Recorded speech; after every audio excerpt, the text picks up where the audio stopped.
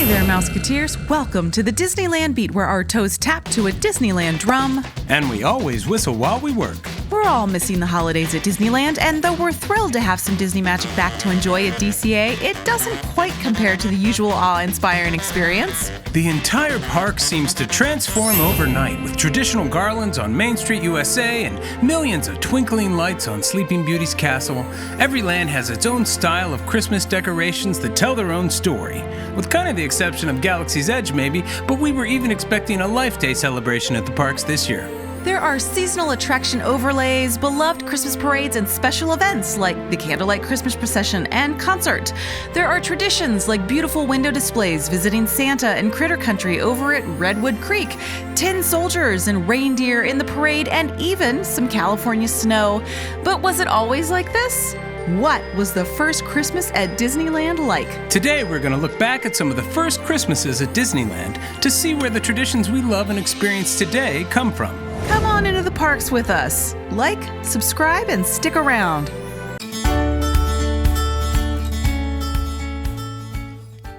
Disneyland has certainly not always been so extravagantly decked out for the holidays. Heck, today there are several Christmas trees over 60 feet tall with thousands of ornaments, not to mention the miles of differently themed garland decked around the park. They really go all out, and each decoration tells a story. But it used to be a pretty simple setup. When the park opened in 1955, money was pretty tight, and Walt had to answer to a lot of third-party investors who had interests, products, and even shops inside the park. The huge crowds that flooded the park in July dwindled to a trickle during a heat wave in August. In Pat Williams' fantastic book, How to Be Like Walt, he said, the day before Labor Day, as the thermometer hit 110, Walt sat in front of the Golden Horseshoe staring bleakly. Frontierland was a ghost town. Despite having millions of visitors, the summer season had come to a close abruptly, and Disney had not met its profit estimations. As the winter of 1955 started, the crowds continued to be fairly low, and much to Walt's dismay, there was almost no money in the budget to decorate Disneyland for its first Christmas. But Walt made sure there was a Christmas tree in the park, located not at Town Square, but at the center of the plaza, or the hub as it's most often called today. The partner statue of Walt and Mickey was not installed until 1993, when famed sculptor Blaine Gibson came out of retirement to create it. The rest of the park was sparsely but elegantly decorated. There were pine garlands and holly wreaths hanging at the castle exterior and at the Frontierland stockade entrance. The largest Christmas installation was at the bandstand with the Christmas Bowl. At the time, the bandstand was located at the Carnation Gardens area, but it would soon move again, this time to Adventureland. It had actually opened with the park in Town Square on Main Street, but the Imagineers discovered early that it blocked the view of the castle. The bandstand area was labeled the first ever Disneyland Christmas Bowl, and local choirs were arranged to sing twice daily on weekends. The center of the area was a charming gazebo and small stage in front of which a choir would stand on risers. The area was well decorated with wonderful 1955 Christmas decorations. It was around this time that Walt was trying to flush out something that he thought was going to be a major part of his park, and it was costing a lot of money to get it going. Walt had long dreamed of having a circus as part of Disneyland. A circus tent of some kind was considered to be a part of what the park would become. Walt was famous for saying, "Everyone loves a circus, and I'm no exception." And Walt saw a Christmas parade as the perfect way to debut his circus. He had not been able to fund it himself, and the backers he had managed to talk into investing in the circus had little faith in Walt's ability to pull it off. Even his park manager and company accountant were looking at a revenue supply that was likely to stay dry until the spring, and tried to talk Walt out of the idea of having a holiday parade. But thankfully, Walt did not like to listen to bean counters. Walt is on record calling his accountants bean counters, and the bean counters were saying, "Why spend money on a Christmas parade? It won't draw people to the park. The people coming will already be here, so it's an expense we can do without. No one will complain if we dispense with the parade because nobody's expecting it." Walt is quoted as saying in How to Be Like Walt, "Well, that's just the point. We should do the parade precisely because no one's expecting it. Our goal at Disneyland is to give people more than they expect. As long as we keep surprising them, they'll keep coming back. But if they ever stop coming, it'll cost us 10 times that much to get them to come back." Walt Disney and Davy Crockett himself, actor Fess Parker, led the inaugural procession on horseback from Town Square to the area near today's Matterhorn Mountain. The cavalcade that followed included the entire Disneyland Circus cast, animals, acrobats, clowns, and Mouseketeers marching or being pulled in a magnificent collection of antique circus wagons. Walt purchased the authentic circus wagons from the Bradley and Kay Amusement Park in Los Angeles.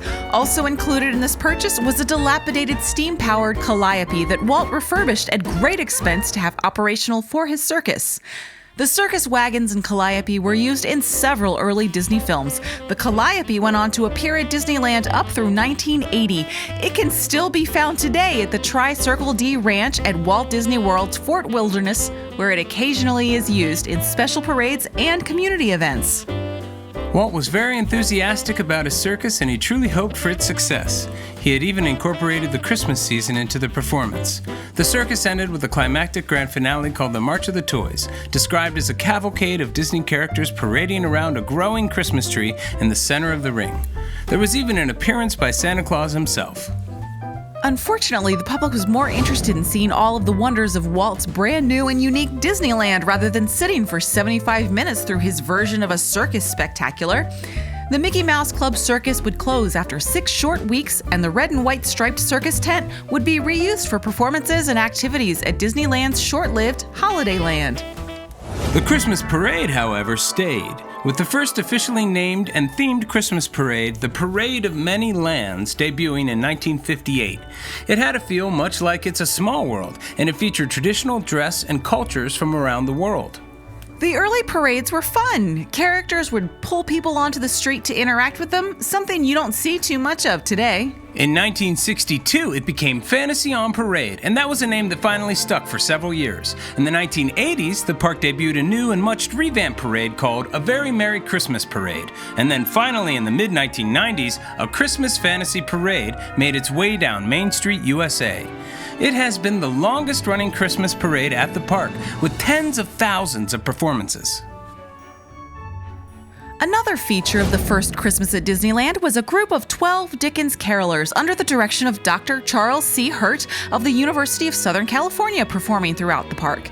It also saw the start of another Disneyland tradition. On the opening afternoon of the parade, the carolers and a 300-member mass chorus made up of visiting choirs stood together on the train station steps and sang Christmas carols accompanied by visiting school bands. This grew each year until it became the first official Candlelight Processional in 1958. However, it was held at the Hub. Singers from 16 choirs processed down Main Street to the Plaza, where they performed a full concert, with the Dickens carolers singing from the Sleeping Beauty Castle balcony above. In 1960, the processional took the form we're used to today, taking place back at Town Square, allowing for more levels, riser space, and the incorporation of the living Christmas tree, which had become popular during its use the past 2 years and is still the visual centerpiece today. That same year, actor Dennis Morgan was invited to read portions of the biblical Christmas story in between the classical hymns for the first time at Disneyland. This tradition has continued, with very famous celebrities donating their eloquence to the program. The Candlelight Processional is so popular it was adopted at Epcot and is televised almost every year. Disney actor Howard Keel, who narrated the ceremony at both Disneyland and Walt Disney World in the 1980s, put it best. I've never been a very religious person, but when you stand up there for all of those people with that incredible chorus and orchestra beside you, it's a wonderfully moving experience. Those first Christmases at Disneyland were simpler, but still very carefully planned to offer the most they possibly could. They set the foundation for the park as a place to celebrate the holidays, and for many of us, we return year after year. That's it for us today, Mouseketeers. We hope you enjoyed this look back at the holidays at Disneyland. See you real soon, Mouseketeers. See you real soon.